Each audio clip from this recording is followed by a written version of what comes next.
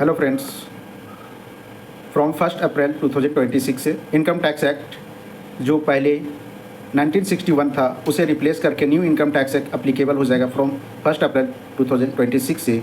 वो income tax act 2025 applicable हो जाएगा। और ये न्यू इनकम टैक्स आने से कुछ चेंजेज हुआ है।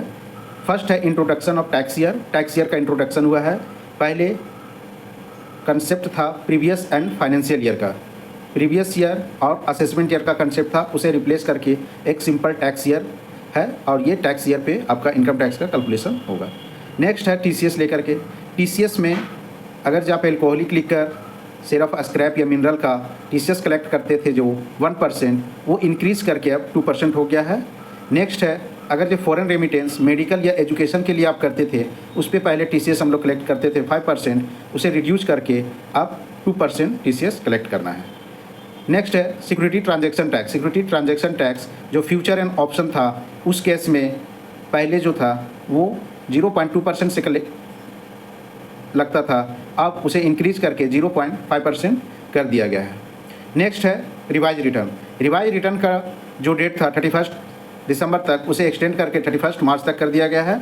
लेकिन आपका जो अप्लीकेबल फाइन जो है वो एज इट इज़ है, उसमें कोई तरह का कोई चेंजेस नहीं है। नेक्स्ट है सोवनियर गोल्ड बॉन्ड। उसमें जो इन्वेस्टर इन्वेस्ट करते थे, अगर जो वो इनिशियल स्टेज का आईपीओ इन्वेस्टर करते थे तो उसका मैच्योरिटी पे उसको टैक्स एग्जम्पशन, कैपिटल गेन का टैक्स एग्जम्पशन मिल जाता था, वो एज इट इज़ कंटिन्यू है। लेकिन जो इन्वेस्टर यदि इंटरमीडिएरी है या फर्दर इनिशियल स्टेज को छोड़ करके कभी बाद में इन्वेस्ट किया तो उसके लिए टैक्स एग्जम्पशन नहीं है, उसे टैक्स लग जाएगा। नेक्स्ट है बायबैक का transaction.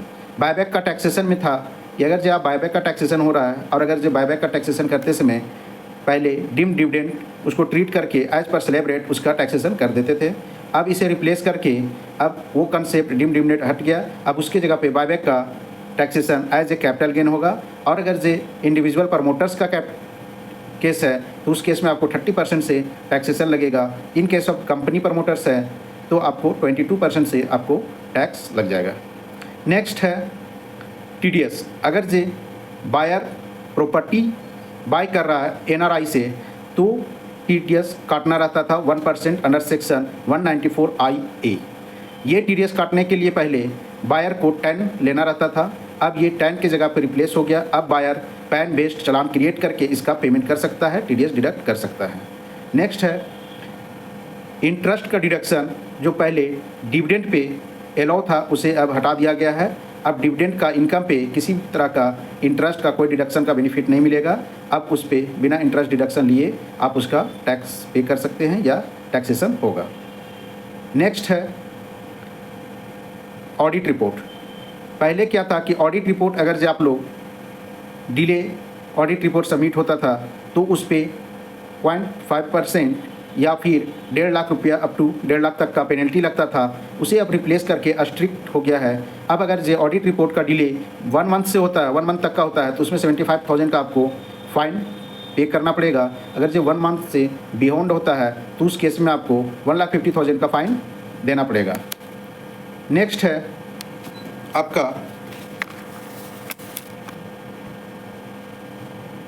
Due date. Income tax में रिटर्न का ड्यू डेट में चेंजेज है। अगर जो आप बिजनेस पर्सन हैं और ITR 3 या 4 फाइल करते हैं और आपका टैक्स ऑडिट नहीं होता है तो इस केस में आपका ड्यू डेट जो पहले 31 जुलाई तक था उसे 1 महीना से एक्सटेंड करके 31 अगस्त तक कर दिया गया है। इनकम टैक्स में ये सारे चेंजेज अप्लीकेबल हो जाएंगे फ्रॉम 1 अप्रैल 2026 से। थैंक्स, जय हिंद।